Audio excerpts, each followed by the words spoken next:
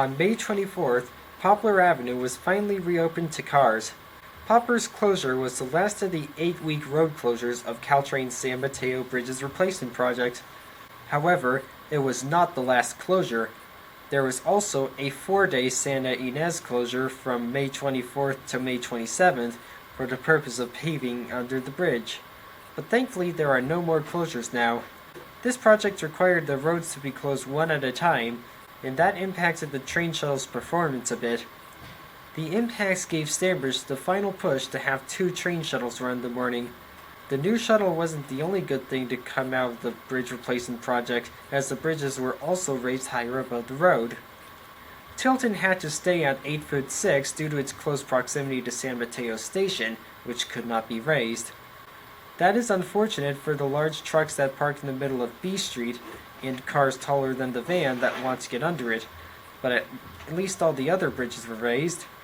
Monte Diablo was raised from 11'1" to 13'2", Santa Ynez was raised from 12'3" to 15'0", and finally Poplar was raised from 13 feet to 15 feet, same as Santa Ynez. All 4 of the new bridges are also more earthquake resistant. That is important considering the old bridges were built in 1903 before the 1906 earthquake could encourage any new building standards. They are also single span, meaning that there are no supports between the sidewalk and the road. Combine that with the extra height, and they feel more open underneath. Here's what people had to say. Well, it was actually an advantage to get to the Caltrain station with the closure because Poplar and, I believe it's Poplar and Claremont. Poplar and Claremont was closed off, and so it created a 2-way intersection into a 1-way intersection. So it allowed me to cross Poplar Avenue with the white van a lot easier. After 6 articles, 5 road closures, 3 Caltrain schedule changes, and 1 new full-size van, it is indeed a relief that this major construction is over. Thankfully, the shuttles won't have to deal with all this next year.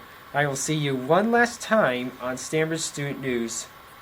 On Friday, July 8th, Stanbridge High School will have its first ever summer dance. Like all other dances, this dance will have music, dancing, food, and a chance for students to spend time with their friends. This dance is special because alumni are invited, and students in David Hopper's summer school DJ class and DJ club will DJ the entire dance. I interviewed some teachers and students about this event. Well, the idea was presented, and it sounds like a fun idea as a way to conclude summer school and include people that maybe didn't take summer school classes. Because as far as I know, the dance will be open to everyone from Stanbridge. It sounded like a fun idea. Who doesn't like to party during the summer? So I'm doing a DJ club in the summer, and what better way to end the DJ club on that week is to have a dance, because that'll give everybody a lot more experience doing a dance. Plus, we're opening it up to alumni, because we don't do a lot of stuff for alumni here at Stanbridge, and I thought, well, it'd be kind of fun if folks wanted to come back and dance and get to know each other again, just that kind of thing. I think it's a great opportunity to reconnect with alumni and gives us DJs a little more practice so we can be ready for the next dances next school year. Sounds exciting. See you next time on Stanbridge Student News. Hey, this segment just started, and this is crazy, but ASL is doing Call Me Maybe. Thompson's high school ASL class is learning to assign a song of their choice as a fun final assignment and a practice translating real-time spoken word into American Sign Language. Hey, only met you. This crazy, but give my number. Call me maybe. We interviewed Thompson to get some backstory on this unique assignment. For the ASL class, they're having a project, and for the project they're signing their song, and it's a really fun project for them because they get to really personalize their own song and have fun. I think this project is great. I've been doing this project almost every year since I've been teaching at the school. One of the students is doing Call Me Maybe.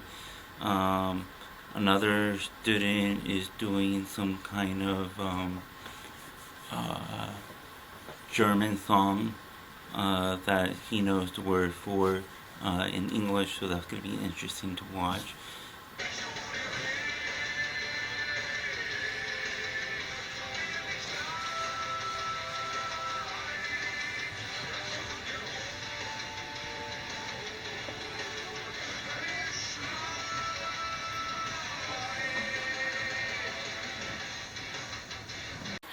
Cutie applause. Thanks for watching, and I'll see you next time on Stanbridge Student News. On May 20th and May 21st, middle elementary students took an overnight trip to Huddart Park in Woodside. The scenic park excursion was thought by Maggie, who had taken Girl Scouts there beforehand. While there, students learned the how-tos of camping, such as pitching tents, cooking their own meals, campfire skits, and roasting marshmallows. This is much more fun than I expected. We're going camping, and we're sleeping in a huge tent. I invited Kim to get a better idea of what went on at Huddart Park. I think they enjoyed just being kids and being out in nature. They made up a lot of fun games, and they just got to bond with their classmates outside of school. And I think that this trip really brought the middle elementary together, both classes, and they were able to play and have new games, and it was a lot of fun. It's an awesome year to be in middle elementary. I will see you soon on Stanbridge Student News. On May 13th, Kenny Katz, a high school math teacher here at Stanbridge, played Rhapsody and Blues for the staff in service day.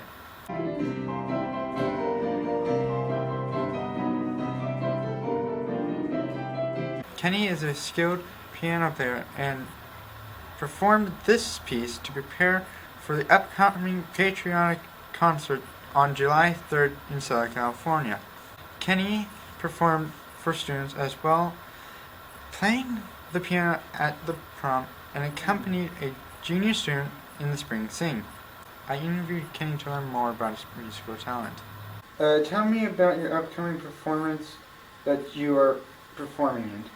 So yeah, it's a patriotic concert. This is the fifth or sixth time it's happened. It's down in Southern California. It's at this small church, and basically we play a lot of military themed songs. We do other patriotic American songs like "This Land Is Your Land," and other things. And yeah, it's right near the 4th of July. It's July 3rd this year, and we play a lot of pieces by American composers. That's why I learned Rhapsody in Blue, because that's what I'm going to play in the concert. See you next time on Stanbridge Student News. Every Tuesday and Thursday, Mark offers swim club after school. Since Stanbridge does not have a pool, Mark drives students to the YMCA to use their pool. If they get there early, students will have a chance to go into the hot tub when it's time to swim. Students are eager to get into the pool. There are 3 swimming lanes. For the beginner swim class, students learn many basic strokes and play diving. To master each stroke, each intermediate class swims half laps with the same stroke for many reps. For the advanced level, students get a workout by swimming laps with different strokes non-stop. Sometimes Mark will jump in the pool and swim laps with the advanced class. Classes start at 4:20 and end at 5:15. I interviewed Mark to learn more about swim club. The swimming club was created a couple years ago. I swim at the YMCA over here in San Mateo, and I thought, man, it would be a great idea to get our kids to be able to go and swim in kind of a non-typical environment like here, and do it together. So the first year went really well. We had 12 swimmers on Tuesday, 12 on Thursday, and we do it in the fall and the spring. And we basically have 3 different levels: beginner, intermediate, and advanced. And it's been really popular, and it's been a good way for our kids to hang out together and to get some great exercise twice a week or 1 day a week, depending on how many days they want to do it. Swim on and dive deep. From May 9th to May 25th, Stanbridge had their own Maker Faire. Students from high school built creative items such as cigar box, guitars, and motherboard lamps that they built out of a variety of recycled materials and random unused items. I interviewed some students and David Hopper to learn more about the Maker Faire and the student projects. I made a cigar box guitar. The thing about making something is that you kind of want to show people what you've made. A lot of times what we've done up at the Maker Room is we make something, we do it, and then it disappears and nobody gets a chance to see it. And so this is a good way to kind of just showcase things. So that's why we do it. That's why we'll do it again. This has been Stanbridge Student News, and I will see you next time. On Sunday, May 15th, students and parents from both Compass and Stanbridge participated in a fun 5K race for charity. The race was in Hillsborough and started at 7 in the morning. The money raised from the race will be used to fund Hillsborough School Foundations. No Stanbridge students won the race, but they still had a great experience running 3.1 miles and exceeding their own expectations. Aaron Carter, the cross-country teacher, was second in his age division. The bibs that the runners wore tracked time as everybody crossed the finish line. After the race, families, staff, and students enjoyed a pancake breakfast provided by the San Mateo Fire Department. I interviewed Aaron Carter to learn more about the race. We had the 5K run to allow students to compete in their local community and to try to make their best time that they could. May the course be with you, and see you next time on Stanbridge Student News.